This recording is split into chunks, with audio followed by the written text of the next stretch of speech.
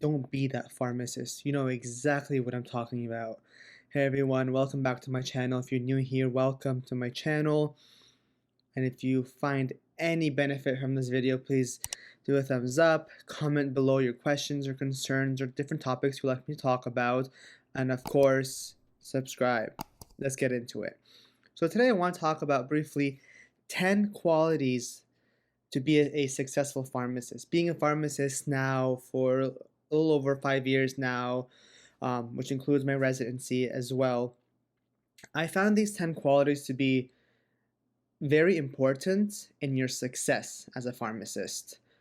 And to be honest, it kind of applies not only to pharmacists, but even to students and in your workplace as interns, or even if you're a technician, you're working yourself up.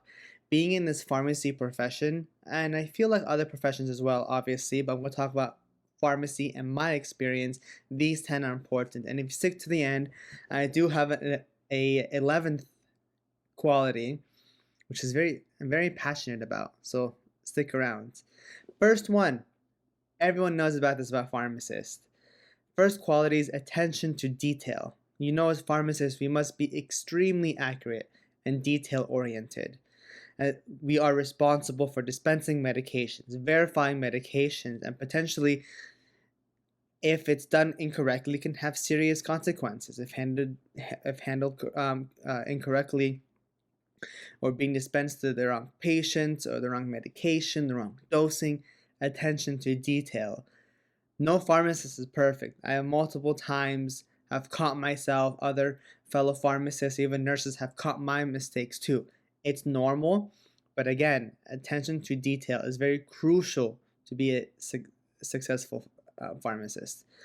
Number two, communication skills. Okay, regardless of where you are, amp care, community, inpatient, retail, any of these, even mail order, places where you don't really talk much to customers or patients, you still have your bosses, you still have your managers, you still have your coworkers, your technicians, your interns.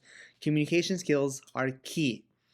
You're able to be able to communicate effectively with patients, healthcare providers. Multiple times I've had to call, have interactions and discussions with physicians, okay, and other members of the healthcare team, like nurses, working an interdisciplinary team. You're talking to everyone, dietitians, all the time. So please make sure you have great communication skills. And this is an ongoing learning process for me. I'm always learning and trying to get better in communication, okay? Number three is empathy. We as pharmacists and soon-to-be pharmacists need to be able to understand and respond to the needs and concerns of the patients. To the nurses, what do they need? Oh, I totally understand your frustration. How can I help you? What can I do? Going above and beyond. Again, we are in healthcare. We are here to provide health care, empathy, care to customers and patients. Okay, to everyone around us. So be able to have that, emotional aspect of it, to understand and put yourselves in their shoes. Oh, I see why you're frustrated. Let's see how we could help and have a discussion and go and move forward from there. Okay. This kind of ties in again with number two, but number four is interpersonal skills. You need to be able to work well with others, right? Like communicate with others, be able to build relationships with patients and colleagues, right?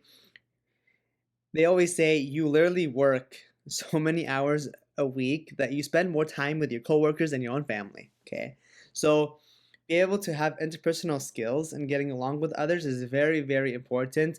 And to be honest, it's kind of your whole aspect of your life, to be honest, too, right? Dealing with people, okay?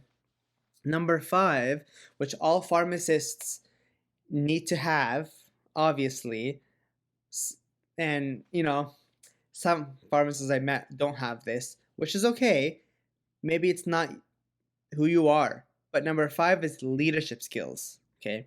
As a pharmacist, you're responsible for technicians, interns. There's an issue, pharmacists, can I speak to the pharmacist, always taking responsibility, okay? So leadership skills, you're going to be called upon sometimes in leadership roles, whether you're a manager or not. If you're just like even a floater pharmacist, you're still responsible for what's going on in that shift, right? So your leadership skills need to be always worked upon within your organization. Also, you need to be able to like motivate and manage the team effectively. So, if you can't run the pharmacy effectively, again, you're not being a successful pharmacist. Okay, as much as you are doing your job correctly and effectively, but your interns and techs are not, that's on you. You need to be able to manage and pick up those leadership skills and to manage the team effectively. Okay. Number 6 is problem solving skills. You're going to encounter a wide range of challenges and problems in your daily work every hour, right?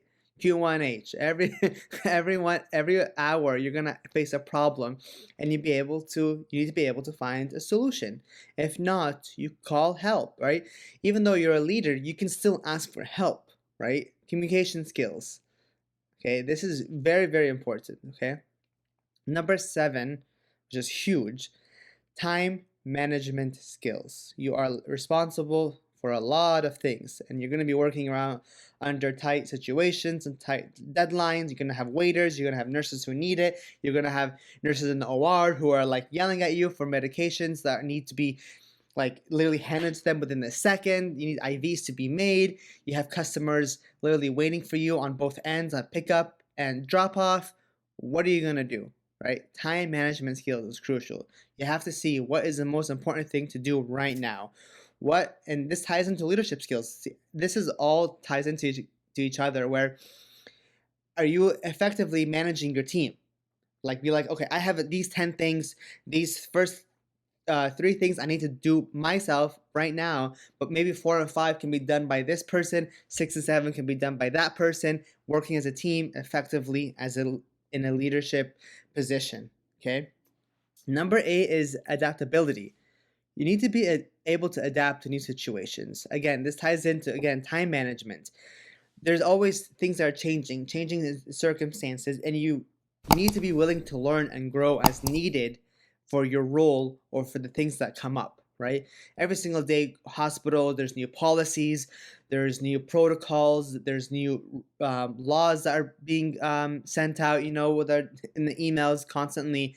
Whatever organization you're in, you need to adapt quickly. Like, let's move on. Oh, effectively today they're changing this to this. Well, we got to do it. Let's stay on top of it. Okay.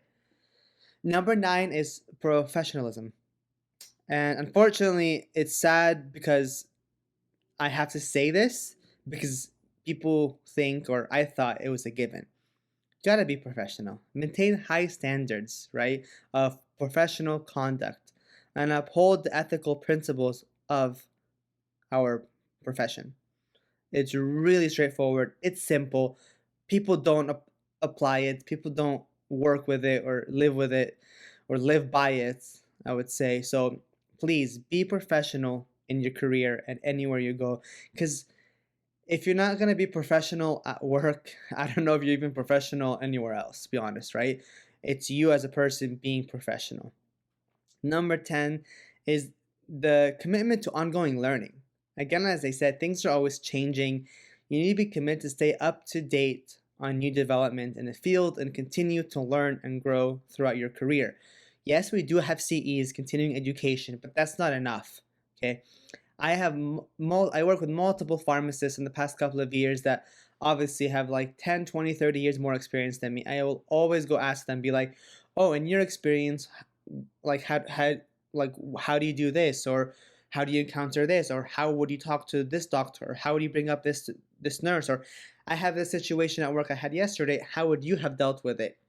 It doesn't not only have to do with medications, but you as an effective leader, as a pharmacist, what could you learn from the generations that were there before you that have encountered so much more than you, right? Learn from them. So those were the 10. Again, very briefly: attention to detail, communication skills, empathy, interpersonal skills, leadership skills, problem-solving skills, time management, adaptability, professionalism, and commitment to ongoing learning. And if you're still here, in this video, thank you. Make sure you smash that like button and subscribe. But here's the bonus. For number 11, I really feel pharmacists need to acquire to be successful accountability. If you make a mistake, you do something wrong, own up to it. This should be a quality for your life in general. Own up to it. That shows yourself, the people around you, your coworkers, and leadership and management that you're an accountable person. I have made multiple mistakes, I've said before, and I have owned up to them. I even told other pharmacists who were even involved about it so they can learn. They don't make that mistake as well, right? Accountability. When I made mistakes, I literally go straight to the management. I don't hide it. I don't tell pharmacists, oh, like it's done. Thanks for fixing it. Like, let's keep on the DL. No.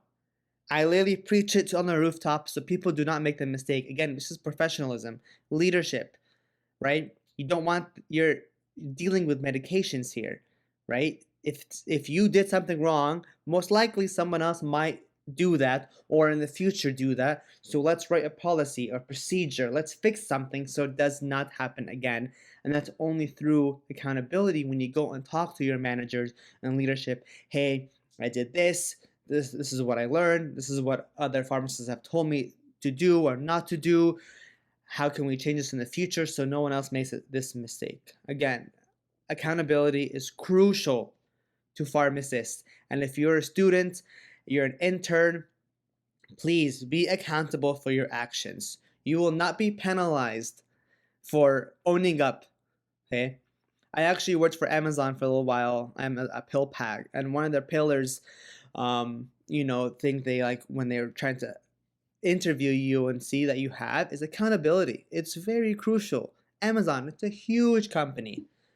They all stand for accountability. So again, guys, if you gained any knowledge or any insight on how to be a successful pharmacist and the qualities that contribute to this, please like this video, subscribe, and more videos to come. Awesome, guys. Thank you and take care.